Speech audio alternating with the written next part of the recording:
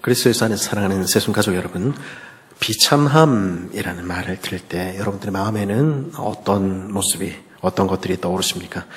제 마음에, 제 머리에 가장 떠오르는 것은 프랑스의 소설가인 빅토르 위고의 레 미제라블이라는 소설입니다. 장발장으로 더 많이 알려진 소설이죠. 제가 이 소설을 떠올리는 이유는 여기서 미제라블이라는 말은 프랑스어로 비참함이라는 의미이기 때문입니다. 이 소설에 등장하는 사람들은 사실 어떻게 보면 다 죄인들입니다. 장발장은요, 빵을 훔쳤다가 탈옥한 탈옥수고요. 자베르 경감은 피도 눈물도 없는 냉혹한 경찰이고, 팡티는 몸을 파는 여인의, 테나르디에 부부는 도둑이요 사기꾼들이지요. 하지만 이 소설에서 위고는 이 사람들을 단순한 악인이다, 죄인이다 그렇게 치부하기를 거부합니다. 대신에 그들이 가진 이면을 그려내지요. 그들도 사랑받아야 하는 인간, 누구도 함부로 할 수 없으며 마땅히 존중받아야 할 존엄한 존재라는 것을 드러내는 것입니다. 근데 그들이 사는 삶의 형편은 어떻습니까? 그들도 그들의 자식들도 복된 삶에서 벗어나서 스스로의 힘으로 거기서 벗어날 수 없는 것입니다. 그러기 위고는 그들을 레 미제러블, 스스로의 힘으로는 벗어날 수 없는 진창 같은 인생을 살아가는 어쩔 수 없는 가련하고 비참한 인생들이다 그렇게 부르는 것입니다. 그런데 오늘 하이델베르크 문답 3문은 우리에게 이렇게 묻습니다. 당신은, 저와 여러분은 당신이 비참한 인생이라는 것을 알고 있습니까? 바로 여기 있는 저와 여러분이 비참한 죄인들이라는 것입니다.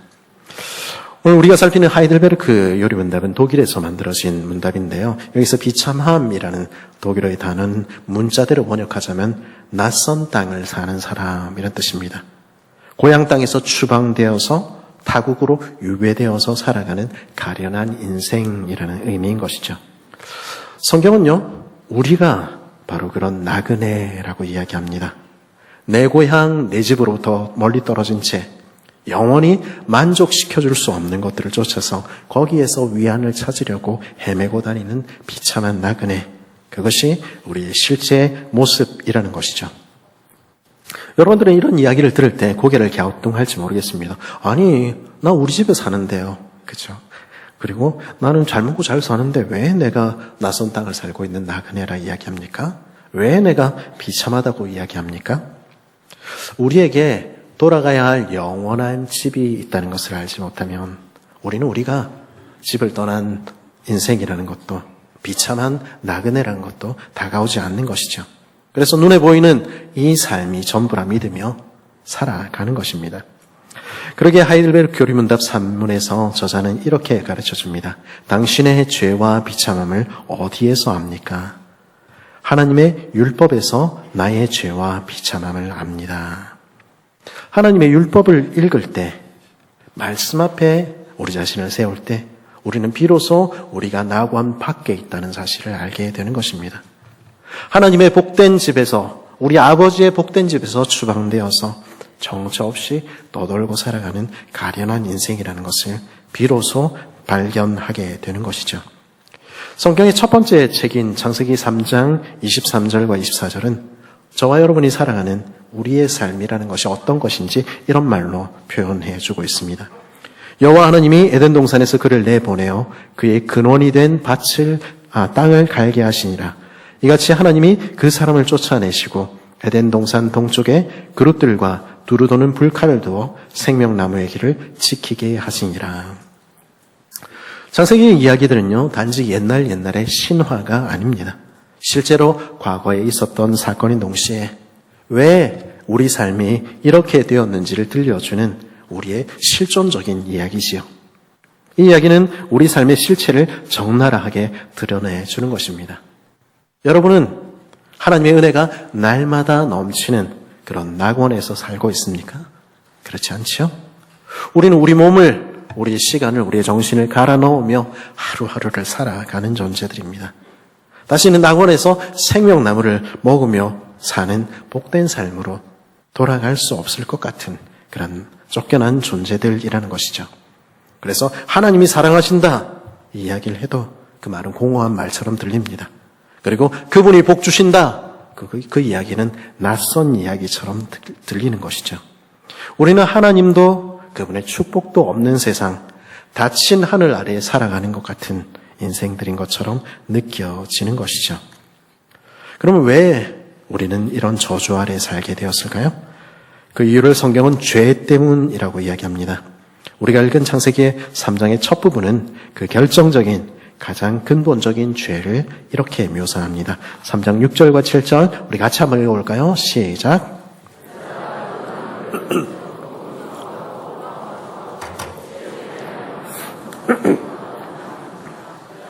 그 열매를 먹고 자기가 함께 있는 남편에게도 주매 그도 먹은지라. 이에 그들의 눈이 밝아져 무화과나무 잎을 엮고 치마로 삼았더라. 아멘.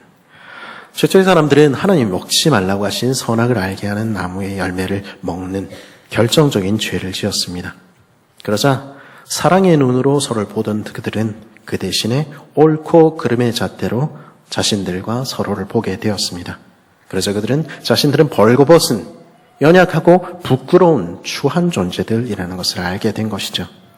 그러자 그들은 자신들을 결코 보호해 줄 수 없는, 자신들이 가리고 지키며 보호해 줄 수 없는 것들로 자신들을 지키고 가리며 살아가는 연약한 인생들로 전락하게 된 것입니다. 시들어버릴 치마로 만들어 입은 치마는 바로 그것을 보여주는 상징이지요.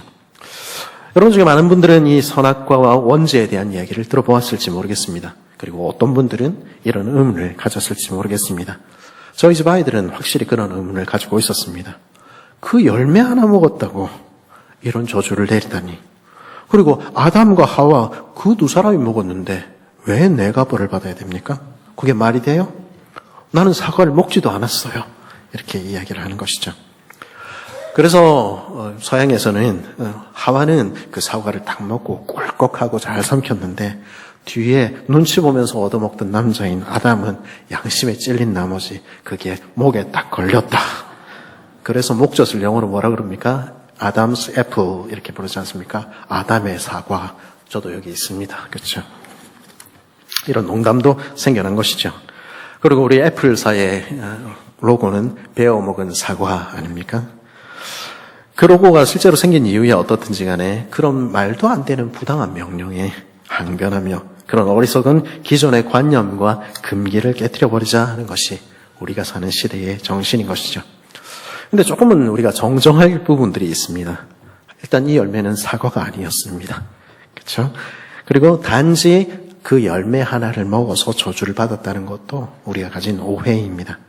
사실 이 선악과라고 불리는 그 열매는 하나님의 통치를 받아들이느냐 받아들이지 않느냐 하는 선택, 그리고 하나님께 순종하느냐 순종하지 않느냐 하는 선택을 보여주는 표시였습니다. 우리가 끼고 있는 결혼 반지가 우리가 굳게 지켜야 할 결혼의 언약을 상징하듯이 그 선악과는 하나님을 나의 왕으로 인정하고 그분의 법을 받아들이며 그분을 사랑하며 살겠다는 언약의 징표였던 것이죠. 창세기 2장 9절은 그 언약의 배경을 이런 말로 기록합니다. 여호와 하나님이 그 땅에서 보기에 아름답고 먹기에 좋은 나무가 나게 하시니 동산 가운데는 생명나무와 선악을 알게 하는 나무도 있더라. 낙원에는 오만 좋은 나무들이 다 있었습니다. 거기 중앙에는 그리고 선악을 알게 하는 나무만 있었던 것도 아닙니다. 거기에는 생명나무가 있었지요. 선악을 알게 한다 이 표현은요 당시의 그 관용어인데요. 무엇이 선이고 무엇이 악인지 판단한다, 재판한다, 다스린다 이런 뜻입니다. 무슨 말입니까? 하나님을 나의 중심의 왕으로 모실 때 우리는 영원한 생명을 누릴 수 있다 하는 것을 그림 언어로 우리에게 보여준 것이죠. 창세기 2장 16절에서 하나님은 이렇게 명령하셨죠. 우리 16절, 17절 말씀 같이 한번 읽어볼까요? 시작.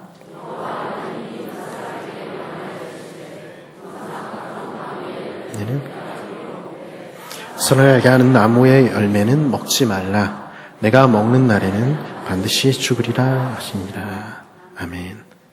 말씀드렸듯이 그 동산에는 수많은 보기에 좋고 아름답고 먹기에 좋은 열매들로 가득했습니다. 그리고 그들은 동산의 모든 나무의 열매를 먹을 수 있었습니다. 단 하나 선악과만을 먹지 말라 하신 것이죠. 이것은 죽이기 위한 명령이나 그런 시험에 들게 하기 위한 것이 아닙니다. 대신에 하나님만이 선악을 판단하시는 왕임을 나는 인정합니다. 그래서 하나님의 말씀에 순종하며 하나님을 높이며 하나님을 사랑하며 그렇게 살겠습니다 하는 표시였던 것이죠. 그렇게 고백하며 살 때 하나님과의 그 복된 언약의 관계 속에서 살 수 있게 하시기 위한 명령이었습니다. 그것이 하나님께서 기대하신 바였지요. 사실 이것은 하나님께서 주신 첫 번째 법, 첫 번째 계명이기도 합니다. 인생에 지켜야 할 가장 중요한 계명을 하이델베르크 교리문답 4문은 이렇게 요약하는데요. 제가 질문하면 여러분들이 스크린 보면서 같이 답해 보면 좋겠습니다. 하나님의 율법이 우리에게 요구하는 것은 무엇입니까?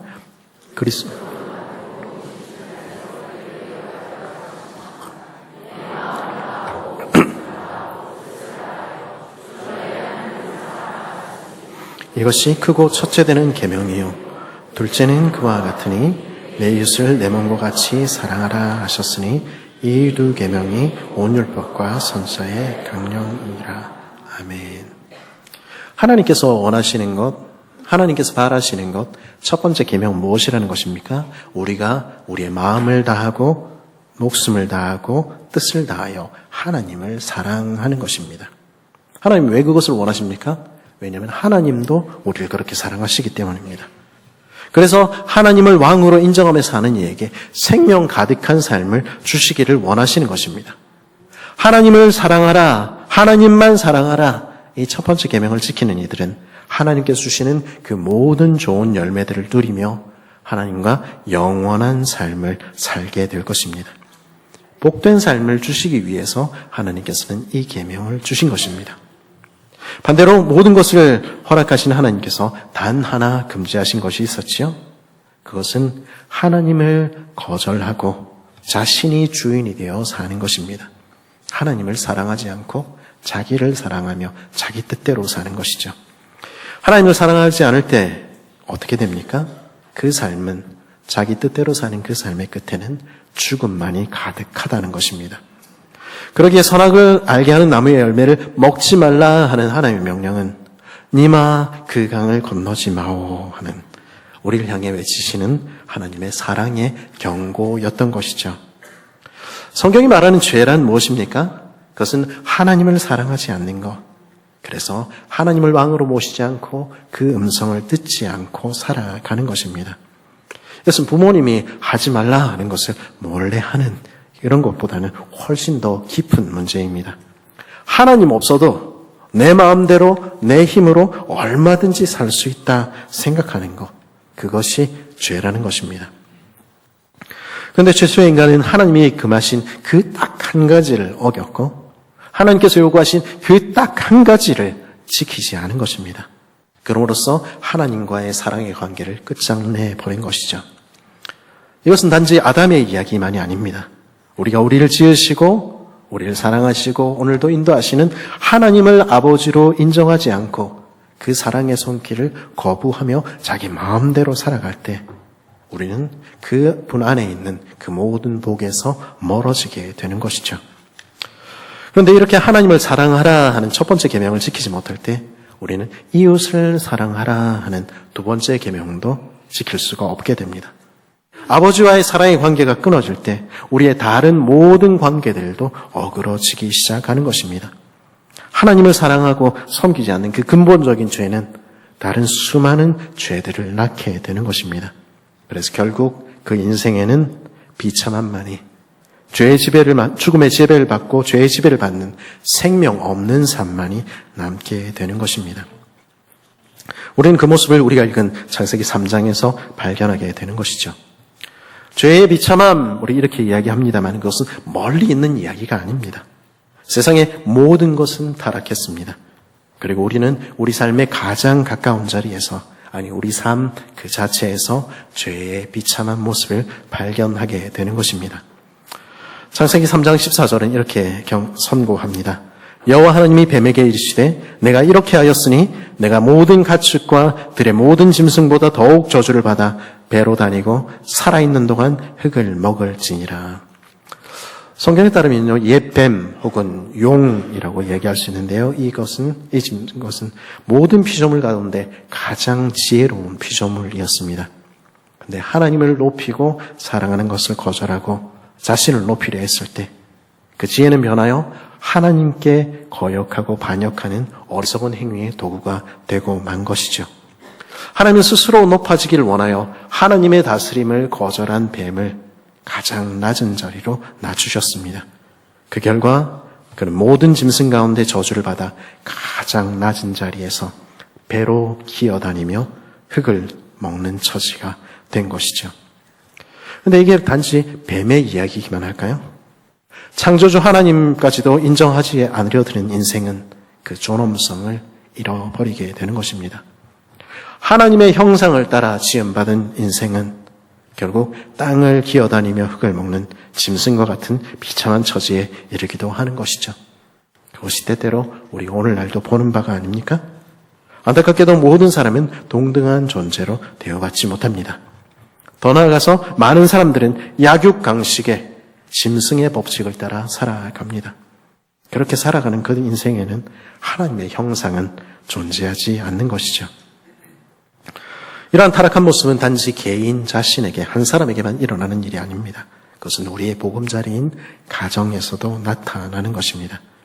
하나님을 사랑하지 않을 때, 하나님의 그 사랑의 손길을 떠날 때 나타나는 결과를 16절은 이렇게 들려줍니다. 창세기 3장 16절입니다. 또 여자에게 이르시되 내가 내게 임신하는 고통을 크게 더하리니 내가 수고하고 자식을 낳을 것이며 너는 남편을 원하고 남편은 너를 다스릴 것이니라 하시고, 출산과 그리고 자녀를 양육하는 것은 생명을 주시는 하나님의 창조를 닮은 고귀한 행동입니다. 그러나 이제 거기에는 큰 고통이 따르게 되었다는 것입니다. 그리고 가정은 하나님께서 주신 가장 큰 복이죠. 남편과 아내가 서로 존경하며 서로 사랑하는 가운데 사는 행복은 하나님께서 이 세상 사는 동안 우리에게 주신 가장 귀한 보물과 같습니다. 그러나 하나님께 대한 사랑을 저버렸을 때, 하나님이 인도하심을 저버렸을 때 가정은 더 이상 서로를 사랑하며 서로 섬기는 동반자들, 배필들의 공동체가 아니게 되는 것입니다. 아내는 남편을 사랑하고 존경하는 대신에 자신의 욕망을 위해 이용하고 조종하려 들지 않습니까? 그것이 남편을 원하고라는 말의 뜻입니다. 그리고 남편은 아내를 학대하고 힘으로 지배하여 가정을 지옥같이 만들 수도 있지 않겠습니까? 그것이 남편이 너를 다스린다라는 말의 의미입니다. 그래서 하나님께서 선물로 주신 가정은 생각만 해도 가슴이 답답하고 들어가기 싫은 곳 되기도 하는 것입니다. 그것이 하나님을 떠난 인생들이 만들어내는 가정의 모습일 수 있는 것이죠. 더 나아가 복의 통로가 되어야 할 모든 하나님의 복을 모든 만물에게 전해야 할 인간의 자신이 저주의 통로가 되기도 합니다. 17절은 이렇게 말하죠. 땅은 너로 말미암아 저주를 받고, 올여름은 아직 덥지 않은데 이제 조금 지나면 덥겠죠. 저쪽에 유럽에서는 40도로 여러 사람들이 또 죽어가고 있다. 또 아까 기도에서 나왔습니다만 베네수엘라에는 지진으로 인해서 수많은 사람들이 죽는다. 이런 이야기들이 들립니다. 그 부분을 향해서 어떤 환경운동가들은 인간의 잘못이다. 인간만 없었으면 이런 일들은 없었을 것이다. 이야기하기도 하는 것입니다. 복의 통로가 되어야 할 인간이 모든 땅을 우리 손이 닿고 우리가 구하는 모든 만물을 파괴하고 있는 것입니다. 이어지는 말씀은 뭐라고 선고합니까? 창세기 3장 17절입니다. 너는 내 평생에 수고하여야 그 소산을 먹으리라. 땅이 내게 가시덤불과 엉겅퀴를 낼 것이라. 내가 먹을 것은 밭의 채소인즉 내가 흙으로 돌아갈 때까지 얼굴에 땀을 흘려야 먹을 것을 먹으리니 내가 그곳에서 취함을 입었음이라. 말씀하시는 것입니다. 그리스 신화에 등장하는 거인 시지프스는 산 정상에 기껏 갖다 놓으면 굴러 떨어지는 정말 세상만큼이나 큰 바위를 또다시 영원히 밀어 올려야 하는 저주를 받았습니다. 그리고 철학자들은 그게 우리의 인생이다 이렇게 이야기를 하곤 합니다. 우리가 사는 매일의 삶은 세상을 가꾸고 변화시키는 축복이 되고 의미가 있는 일입니까? 여러분들은 그런 일들을 매일 하고 계십니까? 때로는 우리는 그저 죽지 않기 위해서 억지로 고통스러운 노동을 이어가며 살기도 하는 것입니다. 그리고 가시와 엉겅퀴 같은 고통이 우리 인생에는 끊임없이 찾아오기도 하는 것입니다. 그저 견디는 삶, 그저 버티고 이어나가는 삶, 그것이 때로는 우리의 인생이기도 한 것이죠. 그렇게 사는 우리 인생의 마지막은 어떻게 됩니까? 19절 마지막 부분에서 하나님께서는 이렇게 선고하십니다. 너는 흙이니 흙으로 돌아갈 것이니라 하시니라. 그래야 우리 모두는 다시 흙으로 먼지로 돌아가는 것입니다. 우리의 마지막은 죽음으로 흙으로 돌아가는 것으로 마치는 것입니다. 우리가 평생 쌓아온 수많은 것들, 그 모든 것들, 우리가 살았던 삶마저도, 존재마저도 먼지로, 험으로 돌아가는 것입니다. 아무것도 아닌 삶, 아무런 의미도 없는 삶, 그것이 하나님의 사랑의 품을 떠난 인생의 비참한 운명인 것이죠. 그러면 우리는 우리 힘으로, 우리 노력으로 이런 비참한 상태를 벗어날 수 있습니까? 다시 낙원을 이룩할 수 있습니까? 우리의 손으로 낙원을 만들고 낙원으로 돌아갈 수 있습니까? 이에 대한 정직한 대답이 하이델베르크 교리문답 5문에는 실려 있습니다. 당신은 이 모든 것을 온전히 지킬 수 있습니까? 그 답은 무엇입니까? 아닙니다. 나에게는 본성적으로 하나님과 이웃을 미워하는 성향이 있습니다. 우리는 우리 힘으로, 우리 노력으로 다시 낙원을 만들 수도, 낙원으로 돌아갈 수도 없습니다.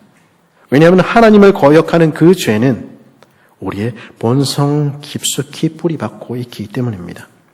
처음 죄를 지을 때 우리가 죄를 지어봐서 알죠? 내가 죄를 지을 수도 있고 짓지 않을 수도 있다. 우리 그렇게 생각합니다.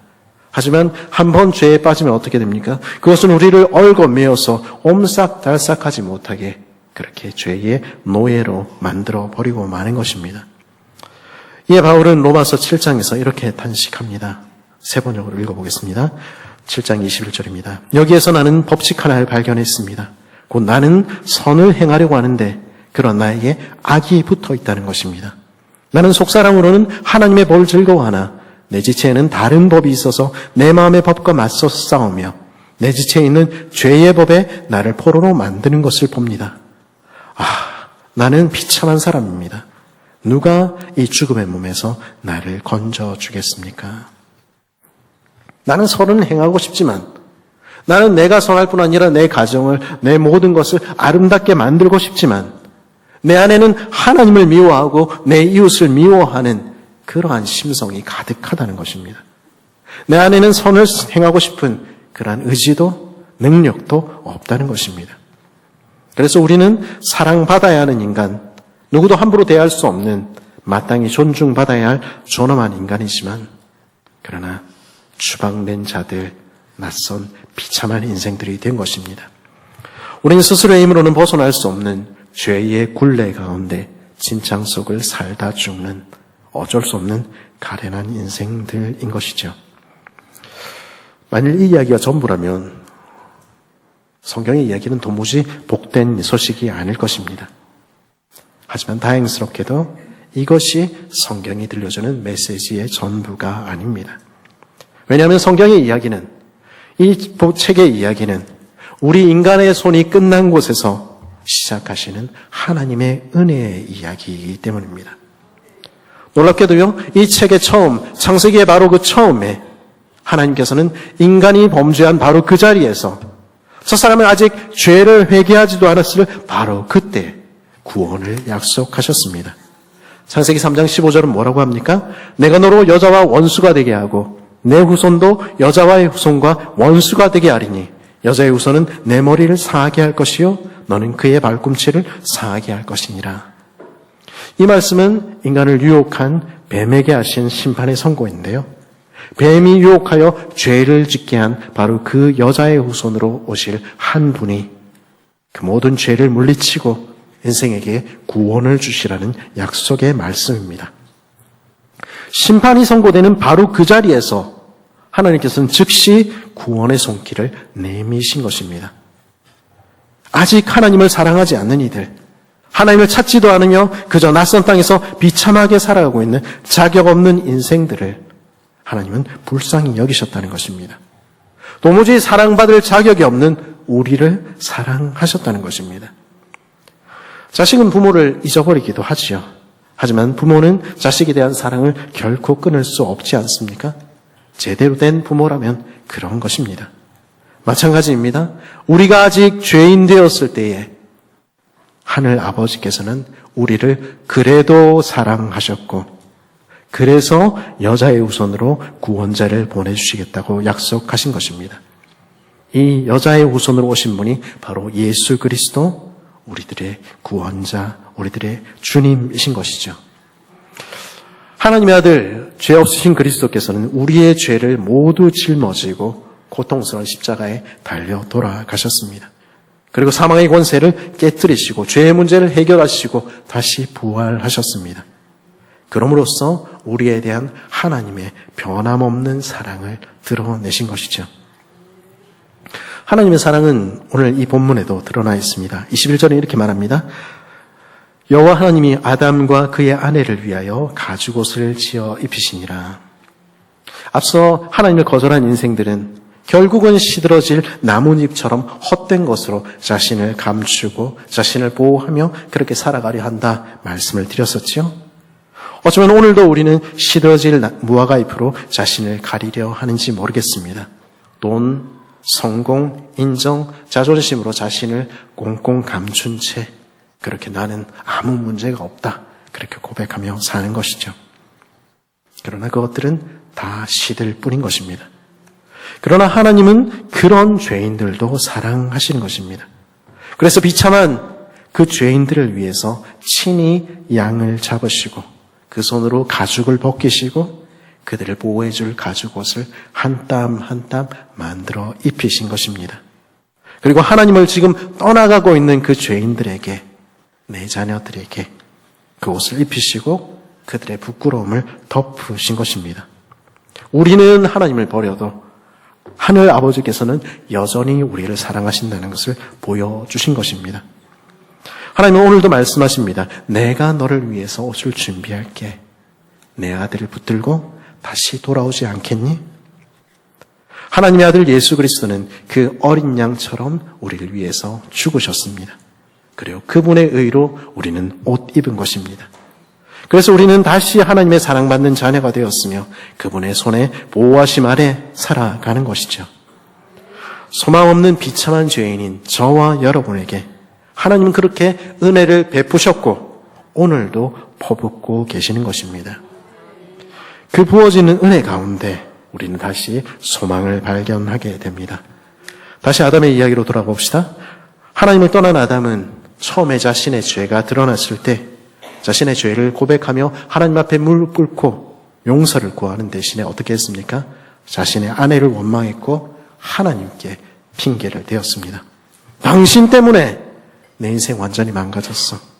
하나님이 이 여자를 나한테 주지만 않으셨어도 나 이렇게 되지 않았어. 이 말을 들은 그 아내의 마음은 얼마나 찢어졌을까요? 그들의 가정은 완전히 깨졌고 다시는 회복될 수 없을 것 같았습니다.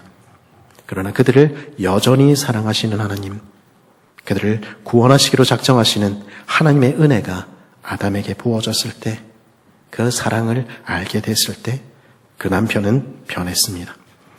조건 없는 은혜는, 넘치는 사랑은 다시 우리를 하나님을 사랑하고 이웃을 사랑할 수 있는 사람으로 만들어가는 것이죠. 위에서 넘친 사랑이 흘러가는 것입니다. 하나님께서는 죄를 범한 여자, 그녀를 통해서 구원자를 보내주시겠다고 약속하셨지요. 여자의 후손이라는 이름은 바로 그것을 강조하는 것 아니었을까요? 하나님께서는 그들이 다시 사랑하는 가족으로 회복되기를 원하셨을 것입니다. 그 사실을 깨달았을 때 성경에 명시적으로 드러나 있지는 않지만 아마도 아담은 하나님 앞에서 그 죄를 고백했을 것입니다. 그리고 그 아내를 향해서 그렇게 비난하고 있던 그 아내를 향해서 자신의 죄를 구하며 용서를 구하며 그리고 아내를 다시 용서하며 다시 사랑하기로 결심했을 것입니다. 그는 지난 과거에 붙들려 사는 대신에 앞으로 나아가기로 선택한 것입니다. 오늘 말씀 20절은 바로 그 사실을 보여주지요. 20절은 뭐라고 이야기합니까? 아담이 그의 아내의 이름을 하와라 불렀으니 그는 모든 산자의 어머니가 되미로라. 그 앞에는 그 아내의 이름이 등장하지 않습니다. 아내라고만 등장하죠. 그런데 아담은 이 순간 그 아내에게 하와라는 이름을 새로 붙여주었습니다. 이 이름의 의미는 생명이라는 뜻입니다. 그는 아내에게 이렇게 고백하지 않았을까요? 하나님께서는 여전히 우리를 사랑하십니다.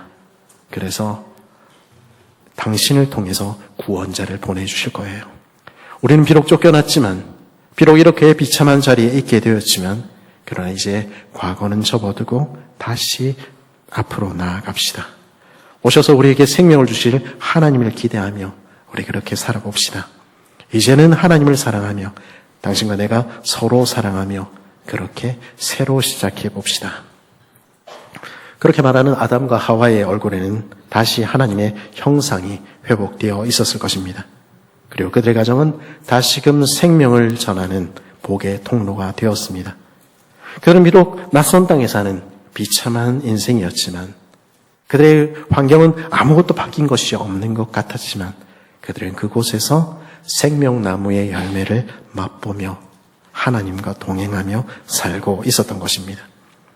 은혜가 부어질 때 우리는 비참한 인생에서 자리에서 벗어나 새로운 인생을 시작할 수 있습니다. 우리는 그런 복된 인생을 살고 싶지 않습니까? 그리스도 예수 안에 사랑하는 새순 가족 여러분, 때로는 모든 것이 엉망이고 돌이킬 수 없을 것 같은 날들을 우리 만나기도 합니다. 사실 우리는 스스로의 힘으로는 자신을 구원할 수 없는 가련한 인생, 죄로 인해서 하나님의 사랑의 품에서 쫓겨나 살아가는 비참한 죄인들이기 때문입니다. 죄는요, 온 세상을 창조하신 하나님을 왕으로 모시기를 거절하는 것, 하나님께서 요구하신 단 한 가지, 하나님을 사랑하기를 거절하는 것입니다. 그래서 내가 알아서 할게, 그렇게 이야기하고 사는 것입니다.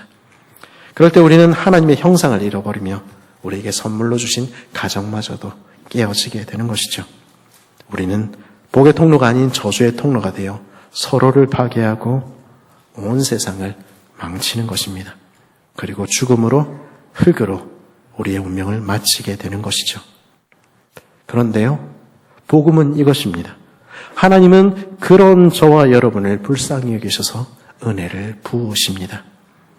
사랑 때문에 자기 아들을 보내시기로 약속하신 그분은 과거에만 그러신 것이 아니라 바로 우리를 위해서 오늘도 그 아들을 주시며 우리 죄인들을 보호하시며 우리의 부끄러움을 덮으시는 것입니다. 그 약속하신 예수 그리스도를 믿을 때, 그분이 정말로 나의 모든 죄를 해결하셨다는 것을 믿을 때, 그리고 아버지께 돌아갈 때 다시금 사랑과 은혜는 우리 삶에 넘치게 되는 것입니다. 내가 변하고 우리 가정이 변하고 우리의 주변이 생명으로 다시 살아나게 되는 것입니다. 하나님의 형상이 드러나게 되는 것이죠. 이제는 집으로 우리를 기다리시는 하늘 아버지께로 돌아갑시다. 첫사람 아담이 그랬듯이 우리의 죄를 고백하며 지난날 맺힌 상처들, 그 죄의 문제들 그리스도의 피로 씻고 뒤로 흘려보내고 다시금 앞으로 나아가는, 내일을 향해 걸어가는 복된 우리 되기를 바랍니다. 그렇게 내 아버지 집 고향을 향해 돌아서는 복된 저 여러분 되기를 간절히 바랍니다.